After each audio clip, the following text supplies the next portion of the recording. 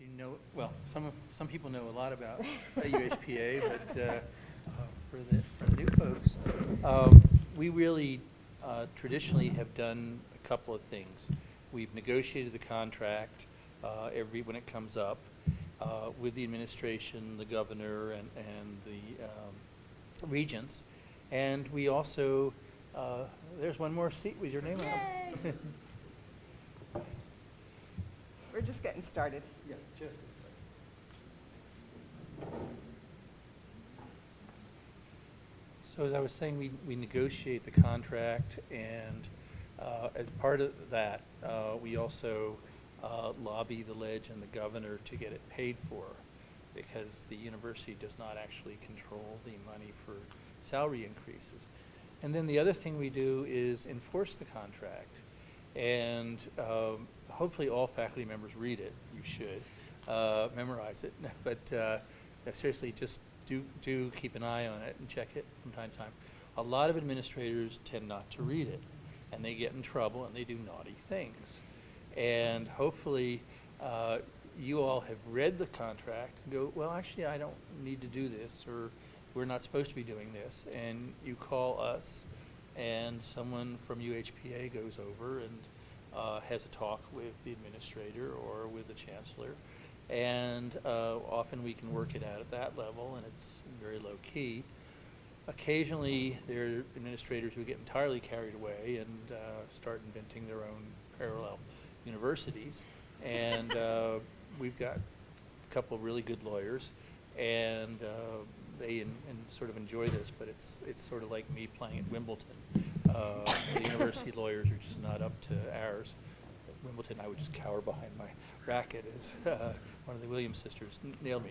But anyway, so those are the things that we do, and we've been doing them for a long time, and I think we do them very well.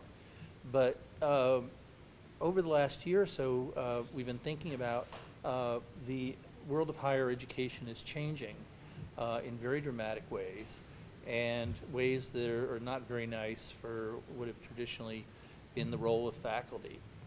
And a lot of these things are really getting entrenched on the mainland, but more and more they're sort of coming here.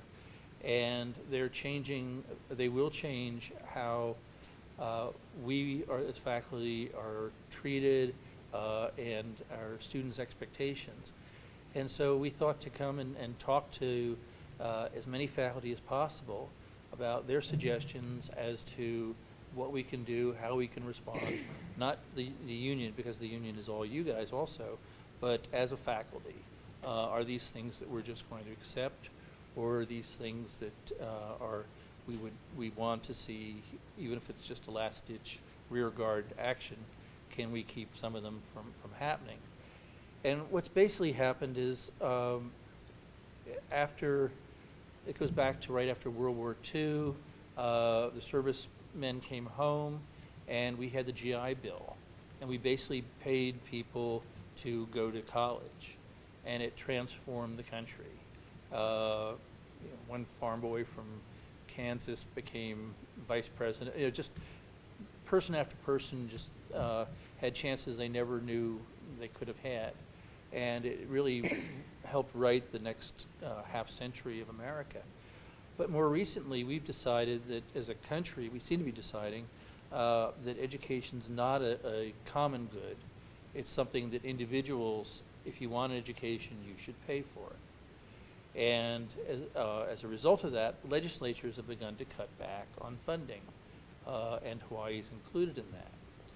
But a university can't just decide they're going to shut down 1/5 of the library if they lose 1/5 of their funding, as an example,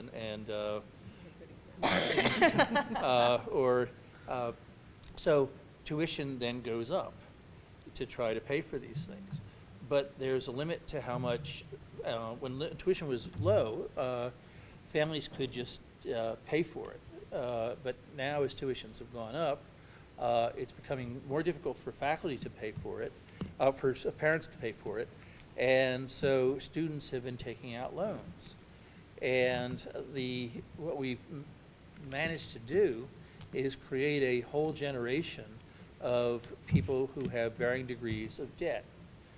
And the country hasn't really thought that through. I just saw one of my students at Leeward, and she now has a job there. She has $150,000 in debt. And, but she was started as an illegal alien, and has worked just an amazing history. But you know, this sort of thing cripples people. They've got to have a steady job. They can't take risk. It's hard to get married. It's hard. You're not buying cars. You certainly don't want to do something innovative, start your own company, because every month you've got to pay the bank for your loan. And so the country is really going to lose a lot of bright people who are going to be in Starbucks serving coffee to pay off their loans, because that's the job they can get. And so it gets worse, sorry. I'm just going to, maybe we'll, sorry? You're going to depress them all. Well, yeah, we'll pull out the wine in a second and start drinking heavily, if only. At the same time, universities have never made money. They lose money, or they're subsidized from outside. But there are people who are beginning to think they can make money. It started with the commercial colleges, Phoenix, things like that. And, but more recently, people have begun to think, oh, we can get rid of a lot of campuses and stuff and just have these very large MOOCs. I'll get it right one of these years. MOOCs, these massive online courses. And then as soon as you can figure out a way to get them accredited, then you can just hire one or two faculty to basically teach them, and either local faculty become TAs, or you just get rid of them. And so then all the money just goes to the people who are producing the MOOCs. Mm-hmm. MOOCs, there we go. Like a cow. Oh, all right, I'll work on it. And so there's this movement to basically sort of turn faculty into contingent workers working for some corporation. And an extension of that, but also because of the economics, as universities have become poorer, they've looked for ways to save money. And one of the ways is to get rid of tenure-track faculty and hire lecturers to teach a course or two. And so you often don't have to pay them benefits. They don't need medical. They need medical. Under They our don't get it. contract, we pay benefits. Is there anyone here who's lecturer? Okay. Congratulations. So anyway, we switched. Now it used to be, I guess, we're up to saying only 30% of the faculty in the U.S. are tenure track, and increasingly they're year to year or semester to semester. If you look at the hours, they're not even making minimum wage often, and they're traveling to 3 or 4 campuses to teach 3 courses. And that works in the Bay Area or someplace like that, but it doesn't work here because you can't really hop on 2 planes and there aren't enough campuses, although there are people who do that. So that's that's a threat to tenure track, and it's great for the employer because you can add or subtract faculty on a semester basis based on enrollment, and you can pay a whole lot less. And so then you have finally the growth of sort of the administrative class.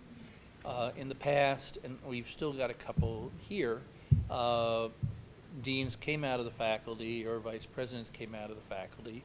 They served a couple years, then they went back and became faculty. And if you do that, then you realize that any mess you make, you're going to have to deal with as a faculty member. So and you also have a institutional knowledge of what went wrong in the past, and so you're not as inclined to repeat it. Right now, we're increasingly having so they sort of wander, they're sort of like traveling snake oil salesmen. That's sort of nasty, but increasingly on the mainland, administrators only come, they stay about 5 years, and then they go on to their next job. They know nothing about the place they've gotten their job in. They don't know the culture, the little peculiarities, and really the sense of alma mater. As soon as they arrive, often they start looking for their next job because they sort of smell like bad fish after 5 years. So the trick is to do something really big, get that's flashy, and then you can sell that as a way of getting your next job. And so you leave. And meanwhile, if that crashes, it's not your problem. You're not around for it. And that's a pattern that we're familiar with here. And yeah, I thought it'd be hard. You just couldn't, you wander out here. It's harder to wander back, but it hasn't stopped them. The Dobells of you guys don't know who Dobell is, but that's lucky. Oh, you do? Okay. Anyway, he was one of our Past presidents. esteemed president in 2001. So we have all these things happening, and some of them, I had thought when we started this that a lot of them were just on the mainland. They hadn't really arrived, and we're finding that an awful lot of these problems are on all the campuses, and so we need your help. We want a dialogue as to what we can do.